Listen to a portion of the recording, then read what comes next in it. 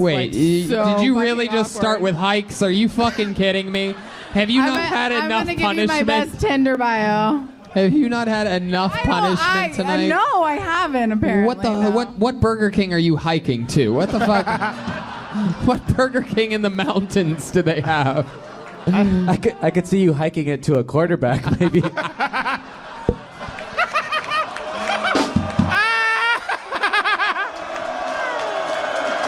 There are comedians who do roast comedy.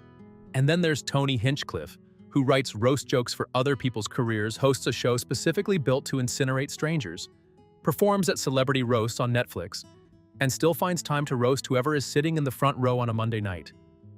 The man is not doing something else that happens to involve roasting. Roasting is the whole thing.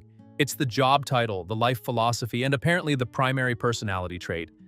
What you're about to watch is 20 minutes of what that looks like when it's working.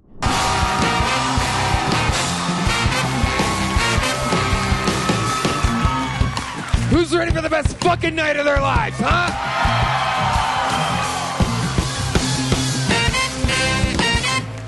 The thing people miss about Tony is that the cruelty is the point, but it's never random cruelty.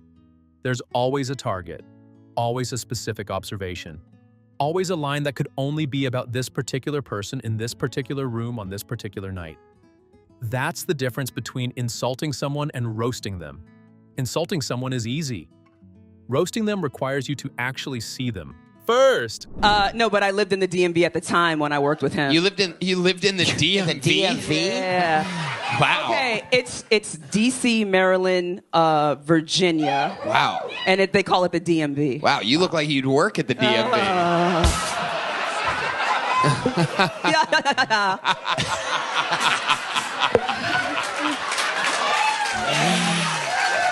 Oh my God. We're really doing it, Red Band. We're really doing it. First, Kill Tony's premise is one of the best formats in live comedy, and also one of the most terrifying things a comedian can voluntarily walk into.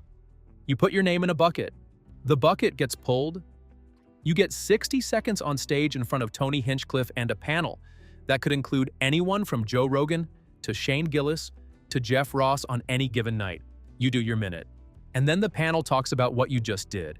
That last part, that is where Tony earns his reputation.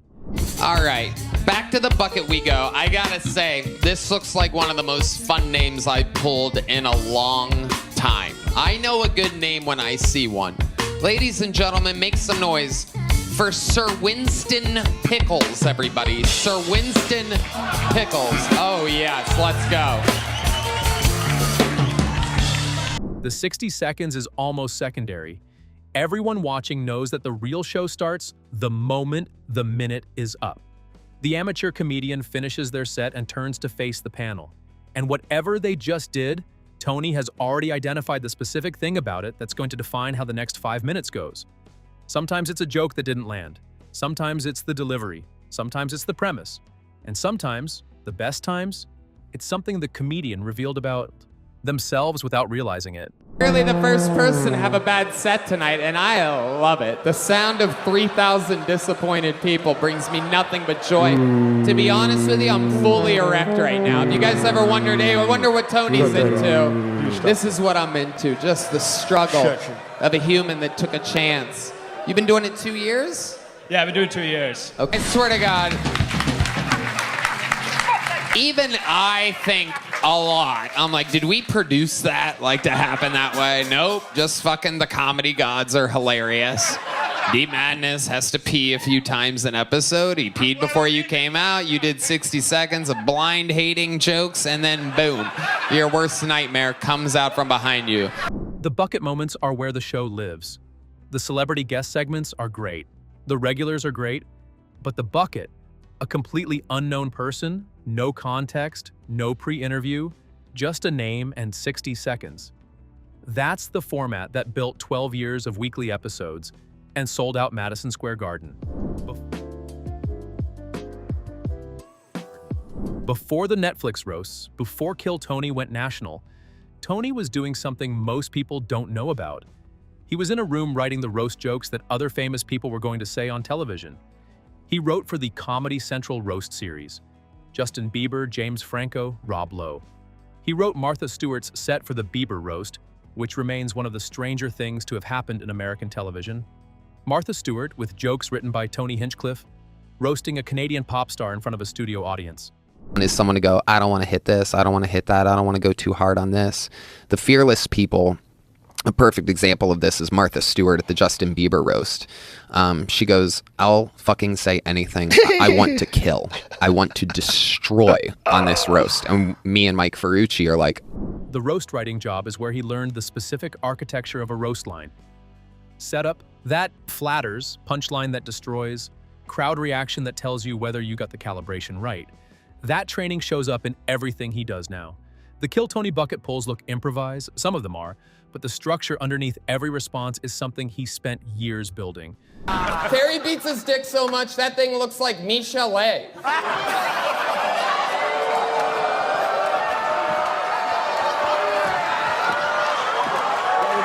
all for you, homie. For you.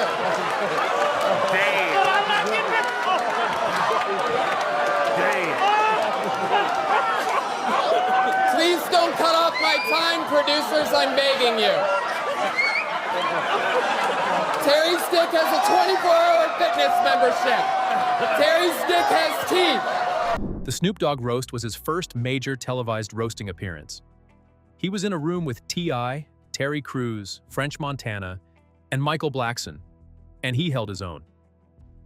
Not just survived, contributed something the room remembered. That performance is what got him the bigger stages.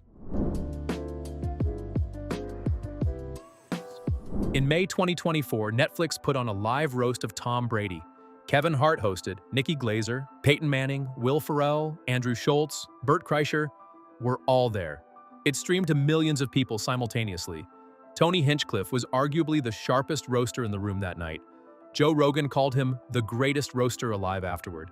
Derek Poston on JRE said outright, when it comes to roasting, he's the GOAT. Rogan didn't argue. You know, a lot of you might not know this, but Dana is the millionaire founder of the UFC, and he's also a degenerate gambler, so that's fucking awesome, Dana. Hey, Tom, this is great. Nice shoes, bitch. Did you win those in the divorce? What Tony did at the Brady roast was what he always does. Find the specific pressure point and press it without flinching. He went after Brady directly, then pivoted to Bert Kreischer with a line about the Tiger King, the Liver King, Burger King, and Martin Luther King in one sentence. A construction that should not have worked and absolutely did. Kreischer is a king. He looks like if the Tiger King and the Liver King only ate Burger King and had a liver that looked like Martin Luther King got beat up by Rodney King.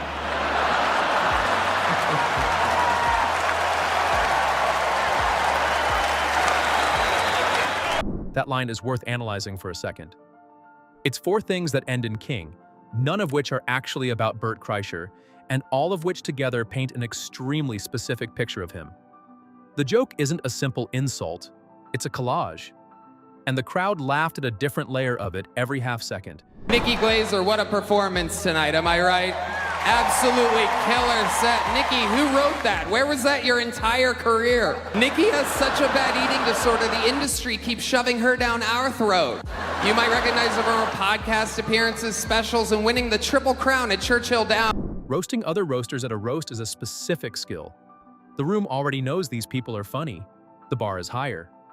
Tony's Nikki Glaser line, asking who wrote that and suggesting the answer was her entire career, got a laugh from Nikki herself.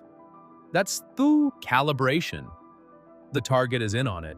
That's not easy. How about the appearance from the great Ron Burgundy, huh? A whale's vagina, which reminds me, Kim Kardashian's here. She's had a lot of black men celebrate in her end zone. Kim, word of advice, close your legs. You have more public beef than Kendrick and Drake.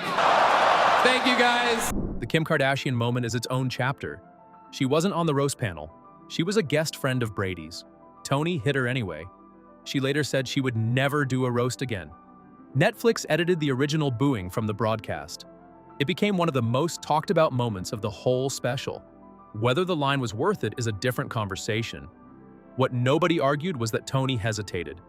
He saw the target, built the setup, and delivered. Roast comedy has a reputation for being easy. Say something mean, get a shocked laugh, move on.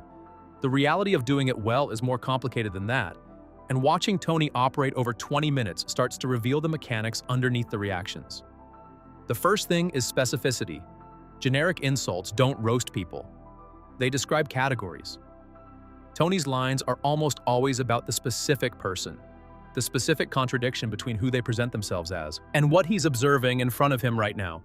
You would have thought the audience was deaf by how they responded to your blind jokes.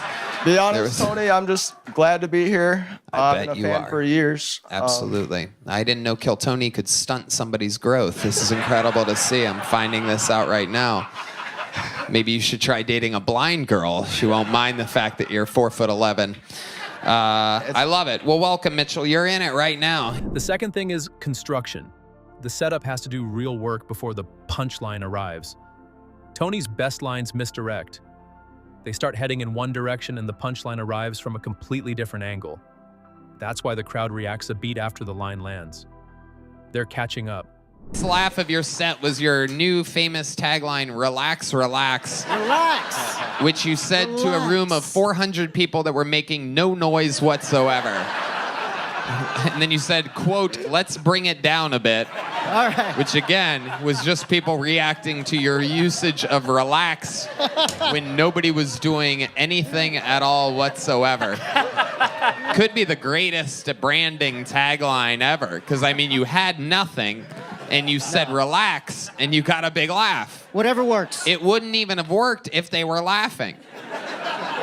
You would have brought down your own laughter had they been laughing. Instead, you took nothing and turned it into something by telling them And that's how to it's do done. less. That's how it's done, Austin, Texas. The third thing is confidence. This is the one you can't fake and can't teach. The line only works if it's delivered like it was always going to work. Any hesitation, any apology in the delivery, and the whole thing collapses. Tony's delivery has zero hesitation in it.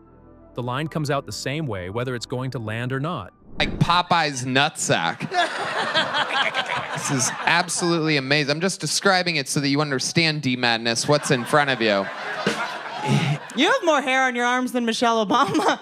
Yeah. Yeah, he looks like if Boss Baby was unemployed. This is unbelievable. Mr. Heath, you've been on this show before, I remember, because you're an unforgettable guy. Nobody who shows up to kill Tony is completely safe. Not the bucket pulls, not the celebrity guests, and not the regulars who've been on the show for years. The regulars in particular occupy a strange position. They've earned their spot on the show. They've proven they can do a minute week after week. They're Tony's people in the most literal sense. And he still goes after them when the material is there. So, 3 years, why don't we hear the best joke you've ever written? Got this, Dallas. My best joke I ever written? Okay. Been on this show multiple times. You say you're not a Kill Tony guy. Let's hear your very best joke. Here it is. 3 years in the game. Yes, Dallas Irvin. Yes, sir. Okay. I found out I was adopted, and I got to meet my biological mom when I was 20 years old, 14 years ago. And she gave me 5 numbers to look up, and they were all black dudes.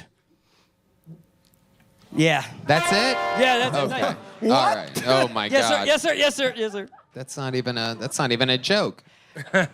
That's just a sobering reality. The regulars dynamic is its own thing that casual Kill Tony viewers sometimes miss. These aren't strangers getting blindsided. They know what the show is. They chose this.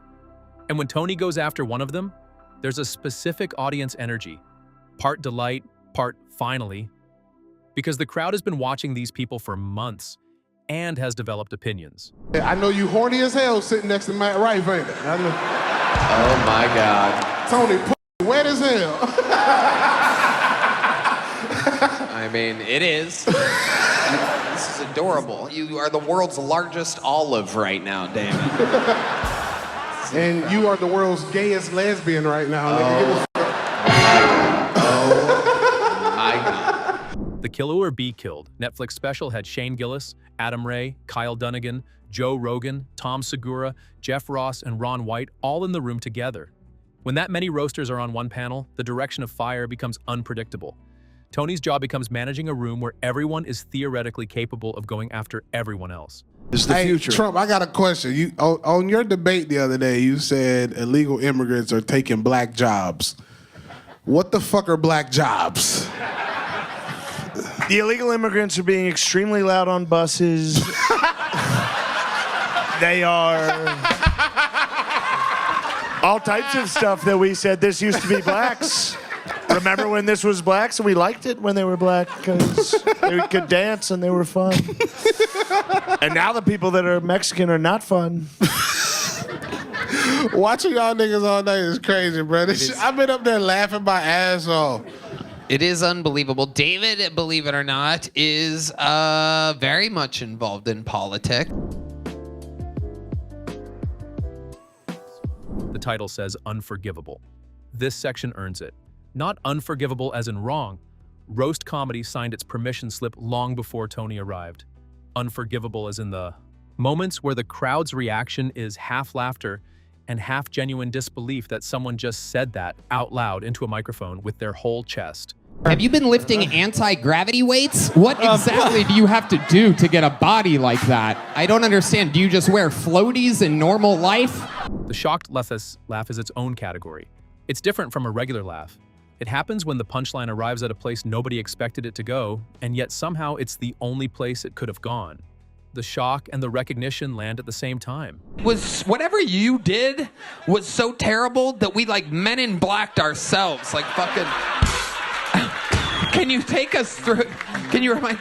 Let's check in with Jeff Dye and James McCann. Maybe it was the most forgettable name pull ever. Yeah, you're like the opposite of 9/11. You're like August 28th. What the fuck is going on here? James McCann. The attempted comeback is almost always a mistake. Not because the person is necessarily unfunny. Sometimes they land something decent. The problem is the same one Schultz's hecklers run into. You're in a back and forth with someone who spent years in rooms designed specifically to make you better at this exact exchange. Tony's had this conversation 1,000 times. You're having it for the first time. The math does not favor you.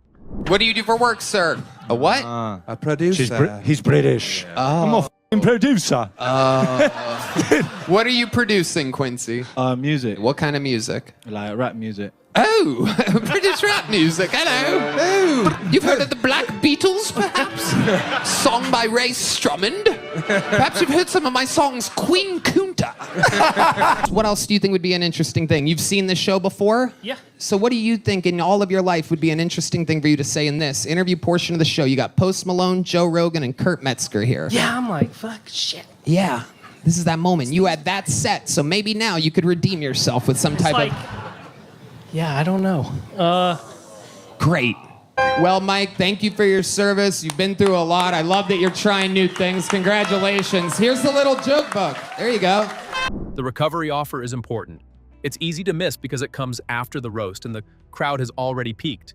But Tony is almost always looking for the way to end the exchange that leaves the person with something. He built a show where unknown comedians get a real platform and real feedback from professionals. The roasting is the medicine. The offer at the end is the point.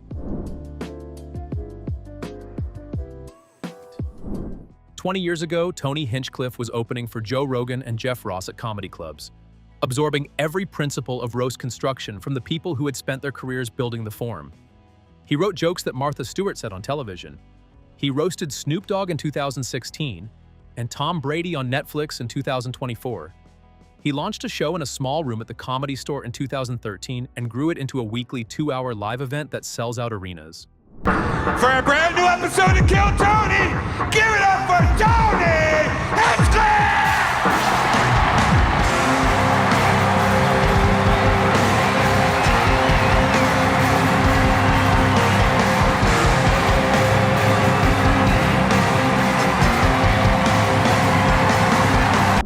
The thing that sustained it isn't the controversy, though there's been plenty of that. It's not the celebrity guests, though they help. It's the bucket. Every week on a Monday night, a complete unknown puts their name in a bucket and trusts the format to give them something real. a fair, an honest response, and if they're good enough, a way forward. Tony Hinchcliffe built something that turns people into comedians. Make jokes like that, man. All right. Ryan, we're going to let you out of here. I'm not sure whether this is one of the most compelling interviews and moments in the show's history, or if it will... You're going to set them loose back in the club?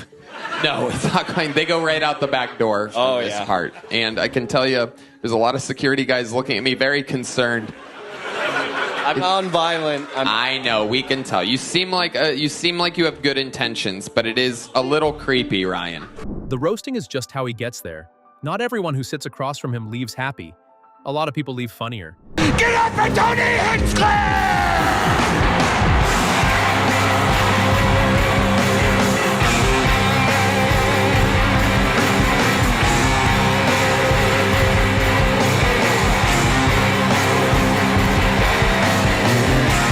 Some comedians make you laugh.